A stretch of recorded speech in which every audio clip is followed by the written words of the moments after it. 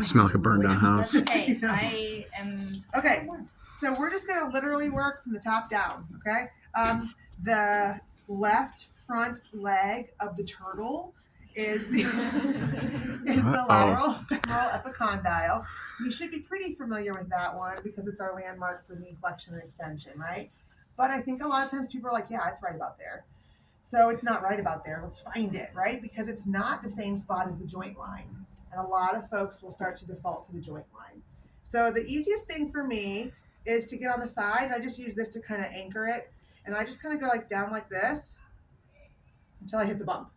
The bump is the epicondyle. Medial way, you can do the same. And the cat's nice and muscular, but thin enough that I can do both sides at the same time. If you can't, just do it this way. And you go, okay, there's the medial epicondyle, and here is the lateral epicondyle. Along the medial epicondyle is an adductor tubercle. Don't get too hung up on that. That's just where all the adductors come in, okay? Just so you know the general area it is. All right? I like to take a moment to come down and kind of go, okay, vastus lateralis is going to come down nice and smooth. Intermedius is underneath. Rectum comes straight down and over. And then here's the little thing that's so important to me about the vastus medialis. It comes down here, and then it gets here, and it's like, oh, crap, I got to attach to the patella. So it takes a sharp turn to get over to the patella. That's the vastus medialis obliquus. The VMO has that sharp turn so that, can you do a leg extension?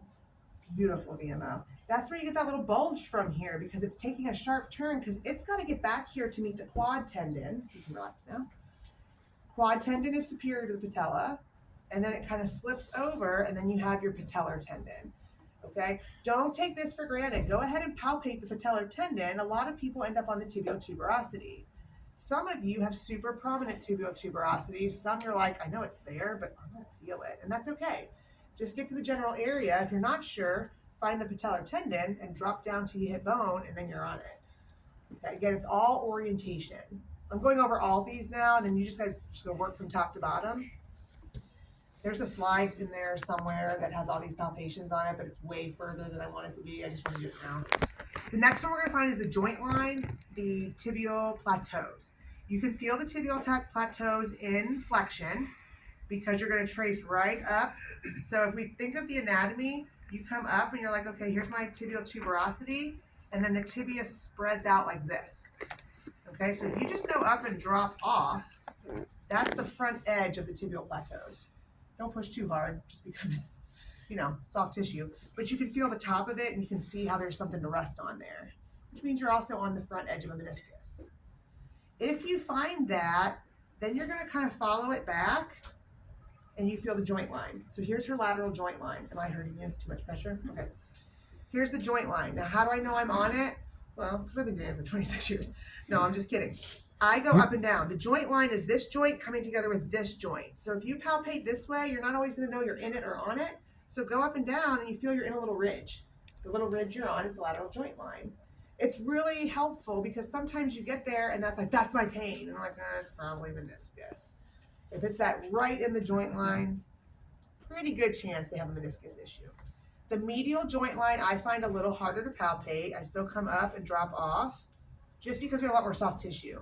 Cat's very easy to palpate, so it's all kind of easy, but I would make sure in your groups of 3, I would request that you guys diversify yourselves. You guys know your best buddies now. Try to find someone you haven't worked with as much. It's good to feel different tissue types and body types. I know it's out of your comfort zone. If I have to come through and separate you guys, I will. It'll be much more fun just to find someone new, okay? Okay. All right. The last thing I'm going to have you guys do is we're going to go ahead and just get our initial orientation to the patella. Oh, I left off something very important.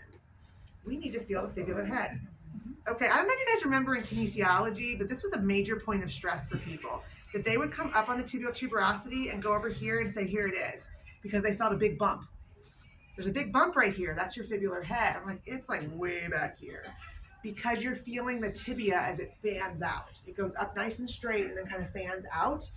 And so when you come up here and you start to go back from the tibial tuberosity, if you feel a bump, that's still our tibia. You need to go way far back, and then you're like, The fibular head is much more posterior than most people think. There, relevance there. Why do we care about the fibular head? Tibial, fibular joint.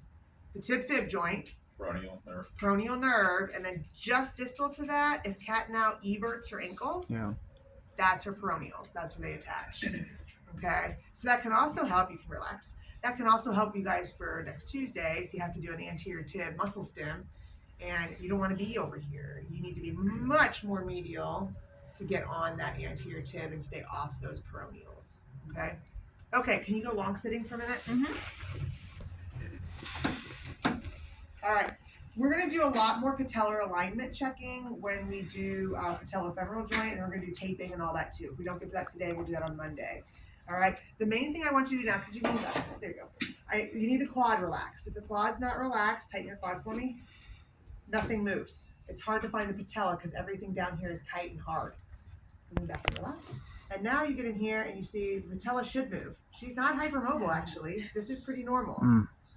Okay, the patella should move, but I always compare sides to see is one moving more or less than the other. Then you bounce it up and down, and I'm just making her bee fly. Okay. Why not use tattoos if they have them? Okay, so right now, all I want you doing on the patella is seeing if you can oscillate it back and forth and up and down, and then I want you to try to find the margins. So when we do that, we find the patella, and we're going to come up and around on the top, and when you trace around, you find the corners, superior medial pole, superior lateral pole. They're called poles. And then as you push down, you find the inferior pole. And so then you're like, okay, this is cat's patella. All right, for right now, just identify that. And then as we get into patellofemoral, we'll start analyzing the alignment of the patella. Okay? I think that's it for now. Go palpate.